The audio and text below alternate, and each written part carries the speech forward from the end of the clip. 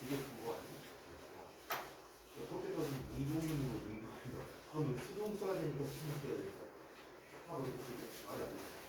왜 이거냐? 이게 그거거든. 이거는 맞지. 정답이 이거야. 왜 정답이 이거야? 정답이 이거니까 이렇게 말하는 거 같죠? 말이 안 돼. 그거가 아니야. 그러니까 이거는 차라리 맞지. 근데 얘는 그게 아니야. 그지?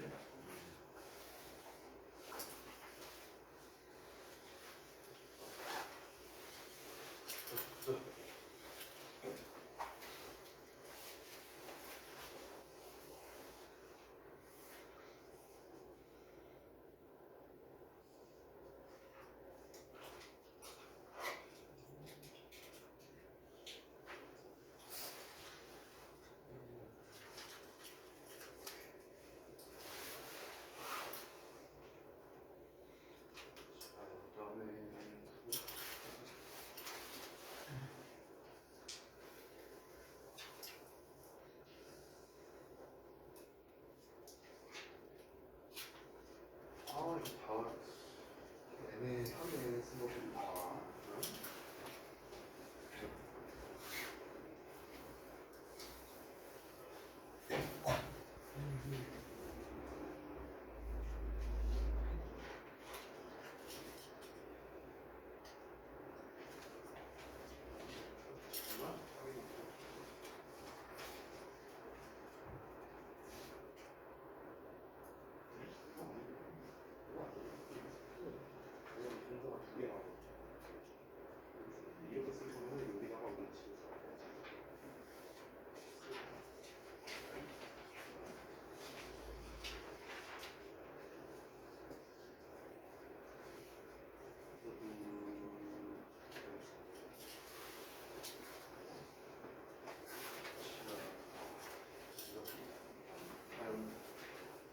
과연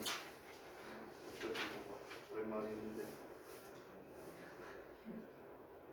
쉽게 나갔다 왔으면 실력이 늘어서 와야 되는 거 아니야? 응?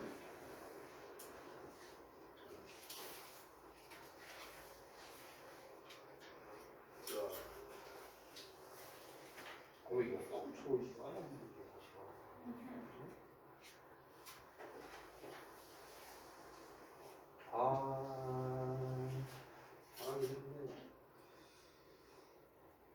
이게 뭔가 좀 아쉽네요. 그러니까 푸신 것들은 전체적으로 잘 했거든요. 문제 풀이 자체는.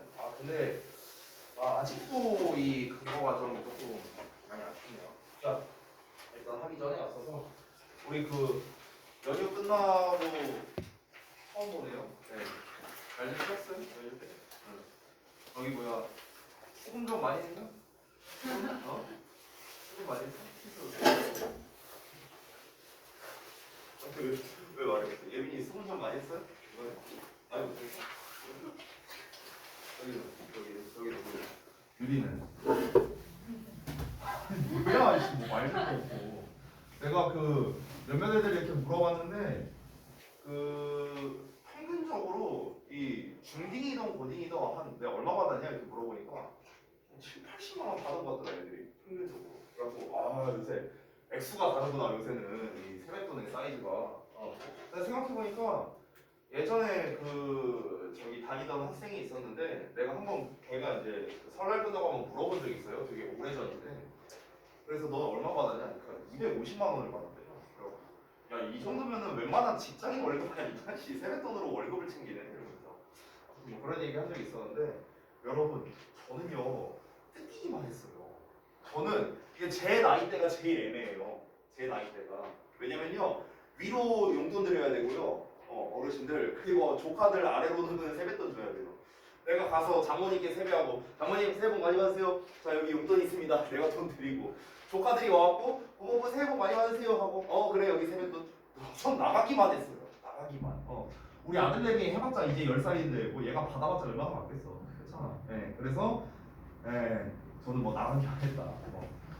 그리고 이제 뭐 각자 뭐 이제 연휴 때 뭐 이제 어떻게 하셨는지 모르겠는데 저는 뭐 별거 없었고요. 그냥 너무 추워서 이번 연휴 때 그래서 저기 뭐야 이틀은 집에 짜박혀 있었고요. 집에서 게임했고 그리고 이틀은 저기 뭐야 아들내미가 추워 뒤지겠는데 에버랜드를 갔대요. 그래서 에버랜드 갔다 왔어요. 추워 죽겠는데. 네, 2번이나 왔거든요. 2번. 아무튼 그렇게 그냥 보냈습니다. 자, 그래서 제가 이제 한번 쭉 살펴보니까 이제요 여러분 연휴가 없어요. 없어. 우리 이제 그 좀 오래 다니신 분들은 알겠지만 우리가 이제 학원에서 7월 말에서 8월 초 이때 그리고 12월 말 이때 이제 보통 그 학원 그 방학이 있어요. 그래서 아마 이제 올해 이제 1학기 끝나기 전까지는 없습니다. 네, 연휴는 없죠. 그래서 이제는 뭐냐? 진짜 열심히 하기만 하면 됩니다. 열심히 하기만. 우선 이제 쭉 봤을 때 좀 아쉬운 것들이 아직 여전히 있습니다. 지금 이제 세 가지 아쉬운 점 세 가지를 좀 말씀드리면요. 일단 첫 번째는 아직도 숙제가 완벽하게 되지 않는다라는 점. 이게 첫 번째 아쉬운 점이고요. 지금 우리가 오늘 수업하면은 하나, 둘, 셋, 넷, 다섯, 여섯, 일곱 번째 수업이거든요. 정규반 시험. 근데 7번을 수업하면서 전원이 다 숙제를 해온 적이 단 한 번도 없어요. 이건 좀 문제죠? 그죠? 이거는 좀 많이 아쉬워요. 그리고 두 번째는 좀 지각은 좀 안 했으면 좋겠습니다. 지각하는 사람들. 네. 그리고 세 번째 데일리 테스트, 특히 오늘 보는 그 어법 있죠. 어법 같은 경우도 조금 아쉬운 게 분명히 이제 제가 어법 문제를 풀 때 이런 근거로 이런 과정으로 써라라면서 저는 분명히 첫 시간부터 알려줬어요. 이제 어법 첫 시간부터. 근데 아직도 푸는 걸 보면은 과정을 보면요 여전히 여러분의 스타일대로 풀고 있습니다. 네, 이게 많이 아쉽습니다. 많이. 자, 여러분 여기에 나와 있는 정도 수준은요 껌이에요. 지금 제가 오늘 낸 데일리 테스트 있잖아요. 이건 껌이에요. 껌. 이건 정말 쉬운 난이도고요. 여기에서 문제를 맞추는 거는 좀 죄송한 얘기인데 당연한 겁니다. 고등학교 2학년이라면요. 예비 고2라면요. 근데 여러분께서 맞추는 거는 그래도 나쁘지 않게 잘 맞추셨어요. 근데 지난 시간에 제가 분명히 능수동을 할 때 이 얘기를 했었거든요. 능동과 수동을 구분하려면 어떻게 해야 된다. 능동 뒤에는 목적어가 오지만 수동 뒤에는 목적어가 오지 않는다 라는 것 첫 번째. 그리고 두 번째는 해석적인 이유. 해석을 할 때 중요한 건 뭐다? 의미상 주어를 찾는 게 핵심이다라고 얘기를 했었어요. 그래서 의미상 주어를 찾아서 얘가 하는 거면 능동이고 당하는 거면 수동이다 라는 이 두 개의 근거가 다 있어야 된다라고 저는 분명히 말씀을 드렸는데요. 그렇게 쓴 사람이 단 한 명도 없었습니다. 지금 검사하면서요. 네, 그래서 이런 점이 사실 좀 많이 아쉬워요.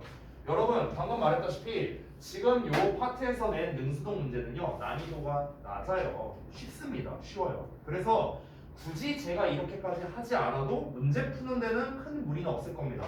게다가 파트도 능동태 대 수동태라고 제가 냈으니까 그리고 너네 책에 있는 거를 거의 그대로 냈으니까 사실 너네가 다 능동 수동만 신경 써서 문제를 풀었겠죠. 근데 여러분 알잖아. 이미 작년에 우리 겪어봤잖아. 여러분 1년 동안 작년 1년 동안 총 4번의 시험과 2번의 모의고사 총 6번의 영어 시험을 봤어요. 근데 6번의 영어 시험을 보는 동안 여러분이 어법을 한 번도 안 틀리고 다 맞은 사람은 여기 없었잖아요. 단 한 명도 없었어요. 그럼 왜 그러냐고요. 그 이유가 뭘까요? 지금은 능동태 대 수동태라는 파트가 정해져 있으니까 여러분이 능수동만 신경을 써서 문제를 풀었는데 실제로는 뭐다? 전범위로 나온다는 거죠. 전범위로. 그래서 제가 풀이 과정을 알려드렸잖아요. 동사 관련 어법은 어떻게 풀어라. 절 관련 어법은 어떻게 풀어라. 과정을 알려드린 거죠. 그래서 제가 한 번 더 강조합니다. 여러분 반드시 과정에 맞춰서 푸셔야 돼요. 그래야 올해 모의고사나 수능에 내신에서 여러분이 틀리지 않습니다. 알겠죠? 자, 가볼게요. 1번 문제를 이제 풀었을 때 이제 여러분께서 되게 단순하게 쓰셨어요. 근거 과정을요. 문제는 잘 풀었습니다. 여러분이 푼 방식은 뭐였냐면요. 그냥 뭐뭐 하기 위해 사용되다가 맞으니까 지금 여기서 클린이라고 써야 된다. 요 정도로 썼습니다. 요 정도로. 자, 근데 그렇게 쓰시면 안 되고요. 잘 보세요. 일단 요 자리가 동사 자리냐 아니냐부터 먼저 따져봐야 돼.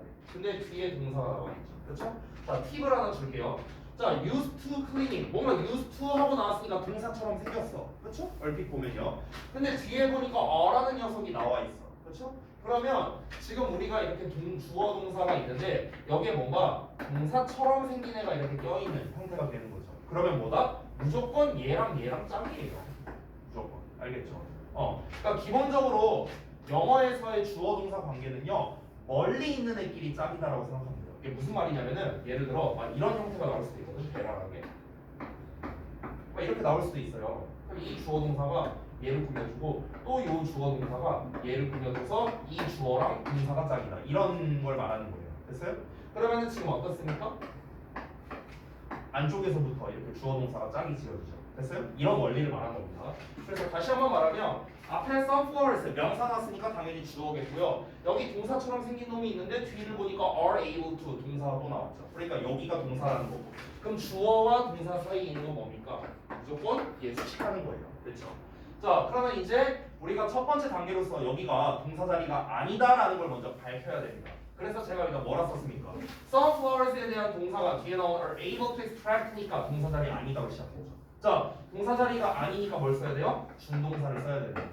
됐어? 그럼 여기에 나와 있는 used는 뭐예요? 동사가 아니라 pp라는 소리예요. pp. 알겠죠? 이거를 밝히고 시작을 해야 된다고. 알겠죠? 항상 과정이 이렇습니다. 자, 그러면 여기에서 여러분 우리가 명사 뒤에 ing가 오거나 pp가 오면 당연히 이 덩어리가 얘 수식하는 거잖아요. 잘 알다시피. 그렇죠? 근데 이게 조금 더 디테일하게 들어가면 원리가 어떻게 되니까 ing나 pp가 뒤에서 앞으로 수식할 때는요. 주격 관계대명사와 비동사가 생략되어 있다랑 똑같아요. 똑같아. 그럼 우리가 잘 살펴보면 비동사의 ing고 비동사의 pp거든요. 되니? 그러면은 요 used 앞에는 뭐가 생략되어 있는 거예요? 관계대명사 위치랑 그 다음에 비동사 are가 생략되어 있는 거예요. 이렇게. 그러면은 결론적으로 어떻습니까? be used to 동사원형이냐 be used to ing냐 요 문제가 되는 거죠. 이거를 이제 2차적으로 밝히는 거예요. 1차적으로는 동사 자리냐 아니냐. 항상 시작은 이겁니다. 항상. 자, 그러고 난 다음에 이제 여러분이 푸는 방식으로 들어가는 거죠. radioactive waste를 제거하는데 사용되는 sunflowers 이렇게 되는 거죠. 됐어요? 만약 이거를 제거하는데 익숙한 sunflower가 아니라 이거를 제거하는데 사용되는 sunflowers가 문맥상 맞으니까. 그러니까 여기서는 used 동사원형을 써야 된다. 이제 여기가 이제 여러분이 푸는 방식으로 들어가는 겁니다. 자, 그 다음에 2번도 마찬가지인데요. 지금 여기서도 여러분이 딱 능수동에 대한 이야기만 썼거든요. 능수동에 대한 거. 근데 저는 어떻게 썼나 보실래요? 유니파이드를 제외하고는 앞뒤에 전부 다 동사가 없습니다. 실제로 보면 어때요? 없어요. 동사가 없어. 그러니까 동사 자리다로 시작을 하는 겁니다. 동사 자리 맞으니까 뭐 신경 써라? 수, 시제, 태 신경 써라. 맨날 얘기하는 거죠. 자, 그러면은 하나씩 따져보자고요. 자, 시제부터 따져보면 어때요? 200년 전이래요. 과거죠 그러면? 자, 그 다음에 수일치, 주어가 are이잖아. 그러면은 단수 시급이겠죠? 자, 그 다음에 능수동을 따지려면 어떻게 해야 된다? 아까 말했다시피 뒤에 목적어가 왔네요? 그러면 능동이죠. 그렇죠? 근데 여기서 끝내지 말라 했어요. 능수동은요. 해석까지 해봐야 됩니다. 자, 진시황제의 군대가 모든 중국을 통일한 거잖아요. 통일을 한 거죠. 통일된 게 아니라. 그러니까 여기에서는 능동형으로 써야겠죠. 그럼 과거 단수 능동형이니까 여기서는 뭐 어차피 과거형이면 수일침 필요 없죠. 그래서 유니파이드가 답이 된다. 그렇죠? 요 과정을 해야 되는 거예요. 요 과정으로. 아시겠죠? 이 과정을 안 푸니까 여러분이 어디서 많이 틀렸냐면 3번에서 많이 틀렸어요. 3번에서. 여러분이 3번에서 능수동만 따로 썼으니까 어떻게 됐습니까? 이거를 remained라고 쓴 거예요. 그러니까 니네가 remained라고 썼다 틀린 거야. 봐봐. 세 가지를 신경 안 쓰니까 이런 문제가 생기는 거예요. 여러분, 애초에 지금 are remained라고 돼 있어요. 야, are가 무슨 시제야? 현재 시제 아니야? 근데 왜 니네는 과거 시제로 바꿔? remained라고. 봐봐. 지금 너네가 근거 없이 푸니까 이런 문제가 나오는 겁니다. 이런 허접한 문제 틀릴 거예요. 이런 허접한 문제 별거 아닌데. 그러니까 항상 세 가지를 따져주라고. 여기가 일단 동사 자리가 맞냐 아니냐? 당연히 동사 자리죠. 얘는 구분하기 쉽지. 앞에 위치 나왔으니까. 주격 관계대명사니까. 동사 자리 나왔고 뒤에 동사가 없잖아요. 그렇죠? 그러니까 동사 자리 맞아요. 그럼 뭐 신경 써라 또? 수, 시제, 태 세 가지 신경 쓰라고. 수, 시제, 태. 자 그러면 수일치를 먼저 봐야 되는데 위치가 뭘 가리키느냐? 앞에 있는 복수를 가리킵니다. 따라서 이거는 해석을 해봐야겠죠. 그래서 여기서의 위치는 이제 복수형으로 봐야 되겠고요. 자 그 다음에 시제일치. 여기서 애들 너네가 많이 틀렸는데 to this day 이거를 잘 봐야겠죠. 오늘날까지잖아요. 오늘날까지니까 무슨 시제? 현재 시제 써야 되는 거예요. 현재 시제. 그리고 마지막 세 번째 태를 신경 쓰는 건데 remain은 자동사입니다. 뭐뭐인 상태로 남아있다라는 거예요. 자 여기서 팁을 하나 줄게. 선생님 저는 얘가 자동사인지 타동사인지가 헷갈려요. 어떻게 구분하죠? 이런 문제가 있을 수 있겠죠. 사실은 대부분의 동사는요 자타동사가 둘 다 돼요. 대부분은요.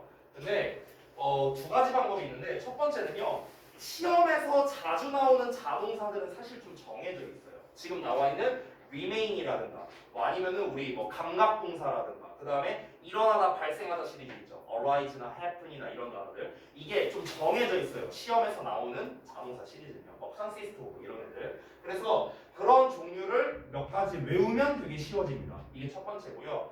두 번째는 뭐냐면요. 간단한 방법인데 우리가 타동사는 뒤에 목적어가 오지만 자동사 같은 경우는 목적어가 안 오잖아요. 잘 알다시피.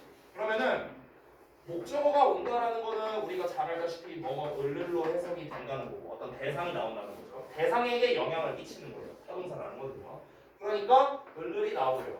그러면은 우리가 일반적으로는 뭐뭐를 뭐뭐하다라고 해석이 되면 타동사고요. 뭐뭐를 뭐뭐하다라고 해석이 안 되면 일반적으로 자동사. 됐어요? 이렇게도 구분을 할 수 있다. 자, 근데 다시 한번 말하지만 remain이라는 단어는요 정확한 해석이 뭐뭐인 상태로 남아있다라는 뜻이야. 뭐뭐인 상태로 남아있다. 지금 여기에서 상태라는 말을 썼지 선생님이. 얘들아 상태라는 말 나오면요 머릿속에 바로 박혀야 되는 게 뭐냐? 보어예요. 보어. 알겠죠? 왜 그런 줄 알아? 보어라는 개념은요 주어나 목적어의 상태를 말해주는 표현이기 때문에 그래요. 상태를 말해주는 거. 해석 자체가 뭐뭐인 상태로 남아있다니까 뒤에 important historical documents라고 보어가 나오는 거예요. 알겠죠? 어쨌든 간 자동사라 수동태 안 되고 그럼 남는 건 뭡니까? 태는 신경 쓸 필요 없고 얘는 무조건 능동으로 써야겠죠. 능동의 복수형의 현재 시제예요. 그럼 뭡니까? remain밖에 안 되죠. 됐죠? 자, 그 다음에 4번 보겠습니다. 자, 이 4번도 문제는 잘 풀었는데 이상하게 근거를 써놓은 게 좀 많았어요. 자, 그거를 좀 말씀드릴게요. 여러분이 근거를 쓴 것 중에서 좀 그나마 좀 낮게 썼다 하는 분들은요. 학생들이 요청을 받은 거니까 were asked로 쓴다. 이렇게 쓰신 분들이 이제 많이 있었습니다. 네, 뭐 틀린 건 아니에요. 또는 어떤 사람은요. 학생들이 질문을 받은 거니까 were asked다. 이렇게 쓰신 분들도 있었습니다. 네, 근데 조금 아쉬운 게 뭐냐면요. 여러분, 다시 이 ask라는 게 아직도 헷갈리는 분들이 있을까 말할게요. 이게 질문하다의 뜻이 있고 요청하다의 뜻이 있잖아요. 근데 질문하다의 뜻이랑 요청하다의 뜻일 때는요 ask의 그 뒤에 나오는 구조가 좀 달라요. 그래서 그걸 좀 써줄게요. 질문하다의 뜻일 때는요 보통 어떻게 나오냐면은 삼형식에서 ask 목적어 이렇게 많이 나오거나 아니면은 사형식에서 ask의 단목 진목 이렇게 나옵니다. 됐어요? 이게 질문하다예요. 질문하다. 그렇죠? 아니면은 ask의 if로 쓸 수도 있습니다. 이 목적어를 쓸 때요. 뭐뭐인지 아닌지를 질문하다 이런 식으로. 자, 요청의 뜻일 때는요 보통 세 가지 버전이랄까? 세 가지 버전이 제일 많이 나오는데 ask 목적어 for 이렇게 나옵니다. for가 들어가요. for. 아니면은 그냥 ask for 이렇게도 나옵니다. ask for. 자, 그 다음에 마지막 세 번째는요 오형식 구조로 나옵니다. ask 목적어 목적격보 투부정사고죠. 됐어요? 이 세 가지 패턴으로 오면 요청하다의 뜻이에요. 그러니까 여러분 어렵게 생각할 게 없는 게 for나 to 나오면 요청이구나 이렇게 생각하면 돼. for나 to 나오면은 for나 to 부정사 나오면 for나 to 부정사 안 나오면 질문의 뜻이구나 이렇게 생각하면 되더라고. 뒤에 뭐 나왔냐? to 부정사 나왔잖아. 그렇지? 그러니까 여기서는 요청, 부탁의 뜻이라는 거죠. 알겠죠?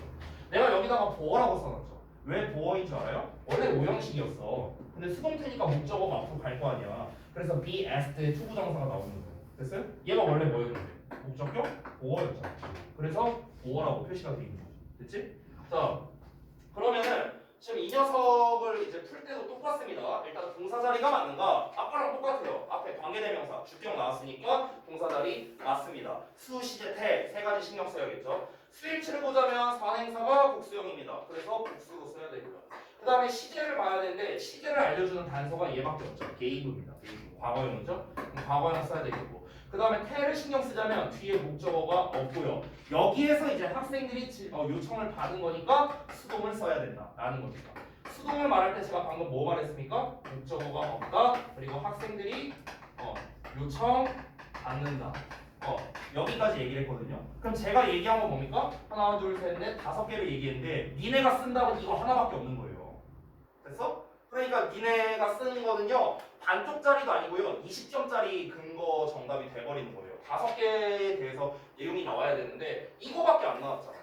그렇죠? 그럼 여러분은 또 어떻게 틀릴 수 있는가? 수일치 못해서 틀릴 수도 있고요. 시제 못 맞춰서 틀릴 수도 있다는 거예요. 이런 실수를 방지하자고요. 그래서 여러분이 3번 많이 틀렸잖아. 알겠죠? 그러니까 항상 다시 한번 제가 강조하지만 제가 알려준 방식으로 푸셔야 여러분이 실수를 안 합니다. 여러분 학교에서 또는 평가원에서 어법 문제를 낼 때 이 교수나 선생님들이 바보가 아니에요. 당연히 학생들이 많이 실수할 만한 거를 어법으로 냅니다. 그러면은 여러분이 단순하게 보통 접근하니까 그 단순하게 접근하는 걸 노린다는 거야. 내가 수업 시간에 전에 뭐라고 했었어? 보통 우리가 관계대명사 파트에서 문제를 배우면은 콤마 다음에 만약 대표고 나왔어. 그럼 너네는 앞에 따져보지도 않고 얘 위치로 써야 돼. 이럴 거라고 분명히. 이러다가 틀리는 거예요. 학교에서도 바보가 아닌 이상 이렇게 알고 있다고. 내가 만약에 콤마 다음에 대시라고 쓰고 밑줄 치면은 애들이 다 위치로 바꾸겠지. 근데 알고 보니까 이게 뭐였어? 소대 구문이었어. 이럴 수도 있는 거라고. 아니면은 앞에 동사 나와서 중간에 삽입부 들어가고 여기 대절이 목적어였어. 이럴 수도 있는 거라고. 근데 왜 자꾸 단편적으로만 생각하냐고요. 그러니까 여러분이 틀리는 거라고 어법에서. 여러분 단순하게 단편적으로 보면 안 된다라는 겁니다. 한 번 더 강조할게요. 알겠죠? 자, 그러면 일단 데일리는 여기서 마무리하고요. 자, 우리 오늘 다음 진도를 좀 볼까요?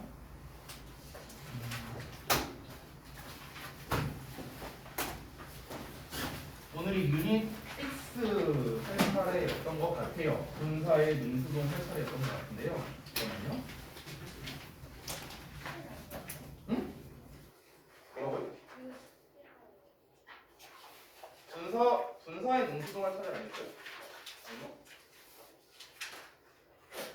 여기 했었나요? 분사의 능수동? 저 숙제는 요 부분이긴 했는데 나도 2주 만에 수업하는 거라서 안 해봤나? 요거 했었나요? 분사구문까지 다 했었나? 안 했던 것 같은데 대교로 안 하지 않았어요? 맞죠? 네. 아마 제가 숙제를 그때 뒷부분을 미리 내줬던 게 이게 결국에는 능수동 파트여서 아마 연장되는 거라 제가 그렇게 냈던 걸로 기억을 합니다. 네. 그래서 분사의 능수동 볼게요. 사실 분사의 능수동 파트는 크게 설명할 게 많이는 없습니다. 분사구문 제외하고는요 많이 설명할 건 없거든요. 왜냐면 우리가 지난번에 이미 능수동의 구별에 대해서 배웠었기 때문에 크게 설명할 건 없는데요. 어쨌든 이제 2주 전쯤에 했으니까 좀 이제 복습 할 겸 다시 한번 알아보겠습니다. 자, 우리가 지난번에 배웠던 거는요 능동태와 수동태를 비교하는 거였습니다. 여러분 능동태, 수동태라는 말이 들어가면은요 이거는 동사 자리에 쓰이는 애들이에요. 동사 자리. 근데 지금은 분사의 능동수동을 비교하는 거라고 했잖아요. 즉 지금 이 84페이지의 제목에 나와 있는 걸 보면 결국 얘는 포인트가 뭐냐? ing냐 pp냐 이거예요. 결국 핵심은 이겁니다. 그러니까 문제에서 나오는 건 얘밖에 없어요. ing냐 pp냐 이 둘을 구분하는 겁니다. 둘을요. 근데 여러분 이 출제율이 얼마나 어떻게 되냐면요 굉장히 높습니다. 거의 수능 기준으로 매년마다 나온다라고 할 정도로 기출에서 굉장히 많이 나오는 게 바로 분사의 능수동 파트다라고 볼 수가 있는 거죠. 잠시만요. 이렇게 하면 좀 잘 안 보이는 것 같아서. 자, 그래서 제가 이 분사의 필기를 좀 해야 되니까 잠깐 이렇게 할게요. 그 분사의 능수동에서 일단 먼저 전체적인 일단 기출 포인트부터 제가 먼저 시작할게요. 이걸 먼저 쓰고 그 다음에 책에 나와 있는 설명에서 좀 특이한 것들이 있으면 하나씩 말씀드리도록 하겠습니다. 자, 여기다가 바로 쓸게요. 제가 기출 포인트부터. 기출 포인트 및 그리고 풀이법 바로 갈게요. 자, 기출 포인트는 방금 말했는데요. 하나밖에 없습니다. ing냐 pp냐. 결국 이거예요. 결국 출제하는 건 이겁니다. 분사 구문이고 나발이고 다 출제는 결국 이거예요. 여러분이 실제로 이번에 문제를 풀어봐서 알겠지만 문제 푼 걸 보면요. 다 이거예요. 다 이거.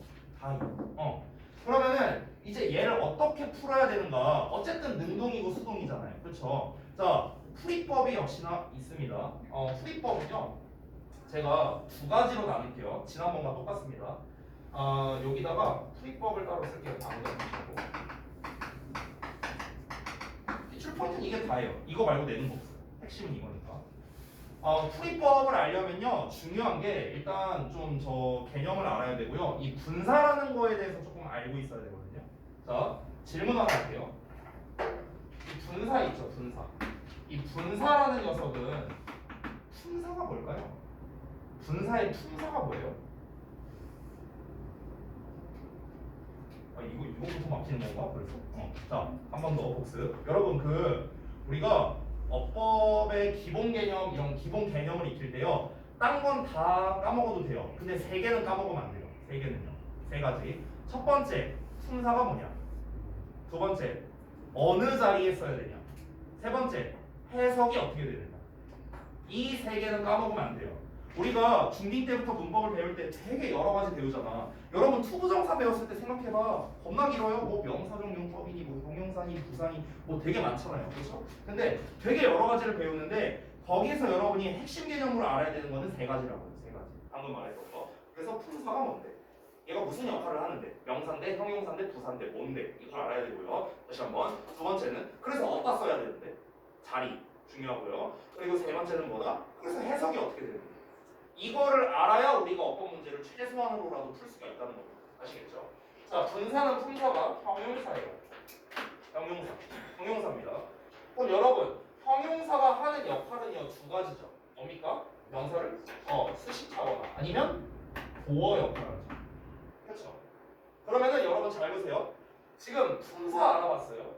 해석은 제가 안 쓸게요. 알고 있잖아. 뭐뭐 하는 뭐뭐 되는. 해석은 알고 있으니까 패스할게요. 그러면 마지막으로 자리, 어느 자리에 써야 되는가 이걸 봐야겠죠. 수식할 때는 당연히 명사 근처에다가 씁니다. 제가 심플하게 쓰자면요. 명사의 앞이나 또는 뒤에다가 씁니다. 맞죠? 명사를 꾸며줘야 되니까 명사 근처에 써야 될 거 아니에요. 그렇죠? 자, 이거를 조금 더 디테일하게 가자면 일반적으로 자 명사의 앞에다가 쓸 때는 어떤 경우입니까? 분사가 한 단어일 때죠. 한 단어일 때. 뒤에다가 쓸 때는 일반적으로 어떻습니까?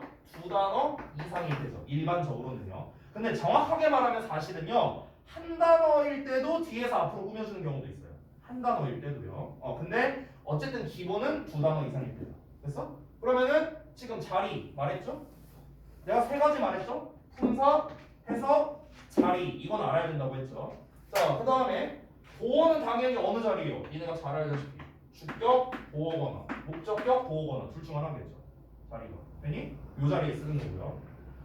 근데 분사 같은 경우가 여기에서 끝나는 게 아니라 사실 하나가 더 있죠. 아까 하다 만 건데요. 바로 뭡니까? 분사구문. 그렇죠? 우리 분사구문으로 쓰이는데 분사구문에 대한 개념은 좀 이따가 다시 한번 설명해 드릴게요. 일단 지금 자리부터 볼게요. 자리. 분사구문의 자리는요. 크게 나누면 세 개예요. 세 개. 어느 자리에 쓰는가? 자, 분사구문을 편의상 제가 ing로 그냥 표시하겠습니다. 편의상. 자, 그냥 간단한데요. 분사구문은 어디다 쓰나? 맨 앞에 쓰거나 중간에 쓰거나 맨 뒤에 쓰거나 셋 중 하나예요. 알겠죠? 맨 앞에 쓰면 어떻게 나와요? ing 블라블라블라 콤마 주어 동사 이렇게 나오겠죠. 그렇죠? 자, 그 다음에 맨 뒤에 나오면은 거꾸로 쓰면 돼요. 주어 동사 먼저 나오고 콤마 치고 ing 블라블라 이거죠. 그렇죠? 중간에 나올 때 어떻게 할까요? 중간에 나올 때는 주어 동사 나오고 또는 주어 동사 사이에 들어갈 수도 있어요. 이거는 뭐 문장에 따라 다릅니다. 어쨌든 블라블라 나오다가 콤마 찍히고 ing 뭐 이렇게 되는 거예요. 됐어요? 이런 식으로. 그렇죠? 그러니까 중간에 들어갈 때는 앞뒤로 콤마가 들어간다. 맨 앞이나 맨 뒤에 나올 때는 이를 구분하기 위해서 이제 끝나는 부분에서 콤마를 찍어준다. 뭐 이런 겁니다. 됐어요? 이렇게 자리가 됩니다. 분사구문까지. 자, 그러면은 다시 한번 풀이법을 말씀드리지만 우리가 지난 시간에 배웠던 능동과 수동을 구분하는 거랑 기본은 똑같아요. 기본은요. 자, 어떻게 구분한다? 해석으로 구분하거나 아니면 방금 방금 말했던 능동 뒤에 목적어, 수동 뒤에 목적어 안 한다. 이걸로 이제 구분한다. 이렇게 두 가지 방법이 있습니다. 자, 근데 정석은 해석으로 구분하는 거거든요. 그래서 해석을 이용할 건데 아까 내가 데일리 해설할 때도 얘기했던 건데 얘들아 해석으로 구분할 때 핵심이 뭘까요? 아까 얘기했던 거 가장 중요한 거 뭐부터 찾아라? 의미상 주어. 그래서 그러니까 지금 내가 얘기하는 거는 그 동사 자리가 맞냐 아니냐를 건너뛴 상태라고 보면 돼요. 왜냐면 애초에 ing 대 pp라고 내가 써놨으니까. 그 과정은 당연히 필요하죠. 방금 유리가 말한 대로. 근데 지금 제가 설명하는 거는 동사 자리가 아니라는 게 확정되고 ing 대 pp 문제가 확실하다라는 전제에서 이제 풀이법을 말하는 거예요. 아시겠죠? 자, 다시 돌아가서 해석을 해야 되는데 뭘 먼저 찾아라? 핵심은 의미상 주어를 찾기가 바로 핵심이라는 겁니다. 알겠죠? 여러분 ing가 뭐뭐 하는 거고 pp가 뭐뭐 되는 거고 이거 해석 못하는 사람 없어요. 이거 모르는 사람 없어. 이게 중요한 게 아니에요. 해석에서. 뭐가 중요하다? 아 누가 하는 거고 누가 당하는 건데 누가가 중요한 거예요. 누가. 알겠죠? 그러니까 그 가리키는 대상이 중요하다는 거죠. 자, 근데 우리가 지난 시간에 배웠던 능동태, 수동태 파트에서는요 의미상 주어 찾는 게 어렵지 않았어요. 왜? 당연히 주어가 의미상 주어겠죠. 문장 그 주어에 EPP 쓸래, 뭐 동사 쓸래 이렇게 나왔을 때 그럼 얘 의미상 주어는 당연히 얘일 거 아니야. 그러니까 이때는 어렵지 않았다고요. 근데 분사 같은 경우는 좀 헷갈릴 수 있겠죠. 그럼 분사의 의미상 주어가 누구냐는요 지금 어떤 역할을 하느냐에 따라 다 달라요. 이거에 따라 다 다르다고요. 그래서 이거를 다 하나씩 설명해 줄게요. 자, 그래서 첫 번째 수식어 역할을 할 때. 자, 수식어 역할을 할 때의 의미상 주어는 누구냐면요. 수식 받는 명사입니다. 수식 받는 명사. 얘가 의미상 주어예요. 알겠죠? 그러니까 수식 받는 명사를 기준으로 얘가 하는 거면 ing고 얘가 당하는 거면 pp입니다. 꾸밈 당하는 애가. 알겠죠? 그래서 꾸밈 당하는 애를 찾는 게 핵심이에요. ing냐 pp냐 그 자체 해석이 중요한 게 아니라고. 누가 꾸밈을 당하는 거냐. 이걸 찾는 게 핵심입니다. 두 번째. 자, 보어 역할이에요. 이건 사실 너무나 명확하죠. 자, 주격 보어랑 목적격 보어 두 개로 나뉜다 했잖아요. 그럼 주격 보어는 의미상 주어가 누구겠어요? 당연히 주어죠. 목적격 보어면 당연히 목적어겠죠. 그렇죠? 우리가 목적격 보어에서 분사를 쓰는 거의 대표가 뭐냐? 바로 중딩 때 배웠던 지각동사예요. 지각동사. 우리 이런 거 배우잖아. see 나오고, him, 그다음에 crossing, 그다음에 아니면 crossed, street. 이렇게 나와. 예를 들어서 이런 식으로. 그러면은 여기에서 문장 주어는 얘지만 crossing과 crossed의 의미상 주어는 누구예요? him이잖아요. him. 왜? 얘가 목적어고 목적격 보어니까요. 내가 길을 건너는 게 아니라 그가 길을 건너는 거잖아. 그러니까 당연히 의미상 주어는 그가 돼야 되는 거죠. 됐어요? 이런 것처럼 목적격 보어의 의미상 주어는 당연히 목적어가 된다라는 거. 그러면은 다시 한번 기준을 뭘로 잡아야 돼? 목적어가 하는 거면 ing, 목적어가 당하는 거면 pp 이렇게 되는 거죠. 주격 보어 이 형식 경우에는 주어가 하는 거면 ing, 주어가 당하는 거면 pp 이렇게 되겠죠. 자, 그 다음에 세 번째 분사구문의 케이스를 볼게요. 자리가 없네. 전 여기다 쓸게요. 여러분 아래다 쓸게요. 분사구문. 자, 분사구문의 경우에는요. 사실 이것도 경우의 수가 두 가지가 있는데요. 보통은 하나로 많이 나옵니다. 여러분 그 잠깐만 보자면 지금 제가 아까 분사구문의 형태 세 가지를 썼을 때 지금 ing 형태 앞을 보시면 아무것도 제가 안 써놨어요. 아무것도 없다는 거는요. 주어가 얘랑 똑같다는 뜻이죠. 그렇죠? 주어가 똑같으니까 얘를 날린 거 아니야. 우리 분사구문의 기본이 뭐였어? 중딩 때 배운 거. 지우고 ing 이거였잖아. 접속사 지우고 주어 똑같으면 지우고 동사의 ing잖아. 이게 분사구문 만들기였죠. 그러면은 지금 요 놈의 의미상 주어는 원래 앞에 나와 있었었는데 지금 날라갔어요. 왜 날라갔어? 얘랑 똑같으니까. 그럼 결국에 분사구문의 의미상 주어는 누구예요? 주절의 주어가 되는 거예요. 알겠죠? 그래서 분사구문은 누구다? 주절의 주어가 일단은 기본입니다. 기본. 근데 여러분 이런 경우가 나올 수도 있겠죠. 만약에 ing 앞에 주어가 나왔어요. 나올 수도 있잖아. 나온 ing 앞에 주어가 나왔다는 건 무슨 뜻입니까? 얘랑 다르니까 썼을 거 아니에요, 그렇죠? 그럼 당연히 그때는 앞에 나온 주어가 의미상주어가 되겠죠, 그렇죠? 그래서 주절의 주어이거나 아니면은 바로 앞에 나온 주어거나 이 경우에는 뭐다? 이제 그 주절의 주어와 다른 경우가 되는 거죠. 됐어요? 이렇게 두 가지가 있다. 자, 경우의 수를 다 썼습니다. 자, 해석으로 풀 때는 다시 한번 뭐다? 의미상 주어를 찾는 게 핵심이다. 왜? 의미상 주어가 하면 ing고 당하면 pp니까요. 알겠죠? 그럼 의미상 주어를 어떻게 찾아라? 어떤 역할이냐에 따라서 의미상 주어가 다 다르다고요. 한 번 더 얘기하자면 수식할 때는 수식받는 명사가 하냐 되냐가 중요하고요. 보어 역할을 할 때는 어떤 보어의 역할을 하느냐에 따라 달라지고요. 분사구문일 때는 기본은 주절의 주어이지만 주절의 주어랑 다른 경우에는 바로 앞에 나온 주어이다. 근데 보통 학교에서 시험 낼 때는 이 버전으로는 안 냅니다. 웬만하면 이걸로 돼요. 왜? 이걸로 내면 너무 쉽잖아. 바로 앞에 주어가 있으니까. 그러니까 구문 분석 제대로 할 수 있는지 확인해보기 위해서 위에 있는 버전으로 보통 시험을 많이 냅니다. 알겠죠? 자, 그래서 여기까지가 풀이법 첫 번째 해석이었습니다. 두 번째가 어법을 활용하는 거예요. 어법 활용. 자, 어법 활용을 여기 지우고 쓸게요. 여기. 자, 지난번에 한 거랑 똑같아요.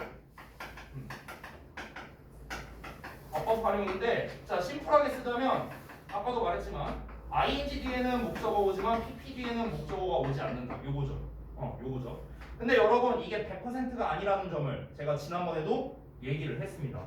왜냐면 능동형 뒤에 목적어지만 수동형 뒤에 목적어가 오지 않는다는 거는요. 삼형식을 기준으로 지금 얘기하는 거예요. 삼형식. 알겠죠? 삼형식을 기준으로. 여러분 1, 2형식이나 1, 2형식. 1, 2형식 같은 경우는 뒤에 목적어가 안 오잖아요. 자동사니까 애초에. 그리고 4형식 같은 경우면은 수동 뒤에 오히려 목적어가 나올 수도 있죠. 그렇죠? 5형식이라면은 PP 뒤에 보어가 나오겠죠. 되니? 그러니까 이런 식으로 그러니까 형식에 따라 예외적인 경우가 있다. 근데 대부분의 동사가 3형식에서 많이 쓰이거든요. 대부분의 동사가. 그러니까 이 케이스가 가장 많이 나오는 거예요. 알겠죠? 근데 다른 케이스도 있다라는 거. 근데 이것보다 더 중요한 게 있습니다. 뭐냐면요. 지금 분사의 쓰임새가 이렇게 다양하게 있었잖아요. 근데 이 어법을 활용하는 거는요. 모든 경우에 대해서 쓸 수 있는 건 아니에요. 이건 아닙니다. 그러니까 이거를 활용 못하는 경우도 있어요. 이걸 활용 못하는 경우가 대표적으로 두 가지가 있거든요. 그래서 그 두 가지의 사례가 나왔을 때는 무조건 해석으로만 풀어야 됩니다. 해석으로만. 그 두 가지 사례를 말해줄게요. 자, 여기다가 암정 표시하고요. 이 어법 활용이 안 되는 경우라고 제가 쓸게요. 어법 활용이 안 되는 경우란 건 다시 한번 뭡니까? 무조건 해석해야만 풀 수 있는 문제다라는 거였죠. 무조건 해석해야만 풀 수 있는 거. 이 케이스가 몇 개? 두 가지가 있다고 했어요. 자, 첫 번째는 뭐냐면요. 요 경우입니다. 형용사가 수식하는데 앞에서 꾸며줄 때예요. 앞에서. 즉, 좀 자세히 쓰자면 분사 한 단어가 앞에서 명사를 수식하는 경우입니다. 됐어요? ing가 나왔는데 또는 pp가 나왔는데 얘가 명사를 이렇게 꾸며주는 거야. 앞에서 뒤로. 됐어? 그럼 이 경우에는 지금 얘가 이 명사가 목적어가 아니에요. 이놈의 목적어가 아니라 이놈이 이렇게 수식을 해주는 거니까 이때 뒤에 목적어가 있냐 없냐 이걸로 풀 수가 없죠. 무조건 해석으로 풀어야 됩니다. 이게 첫 번째 케이스. 그 다음에 두 번째 케이스는 뭐냐면요. 감정을 나타내는 표현이 있어요. 감정 표현. 얘네들은요. 이제 보통은 뒤에 ing임에도 불구하고 뒤에 목적어가 안 오는 경우도 꽤 있습니다. 뭐 대표적으로 그런 애들 있죠. 뭐 surprising, surprised 뭐 이런 애들 있잖아. interesting, interested 이런 거 있잖아. 그렇죠? 그러니까 이런 애들은요. 이렇게 감정을 전달하는 표현들은 요 방법으로는 풀 수가 없습니다. 그래서 두 가지 케이스가 나왔을 때는요. 무조건 해석을 해야 됩니다. 그래서 아까 전에 내가 풀이법 1번 해석을 이용하라고 했을 때 해석을 이용하는 게 정석이다라고 말한 이유가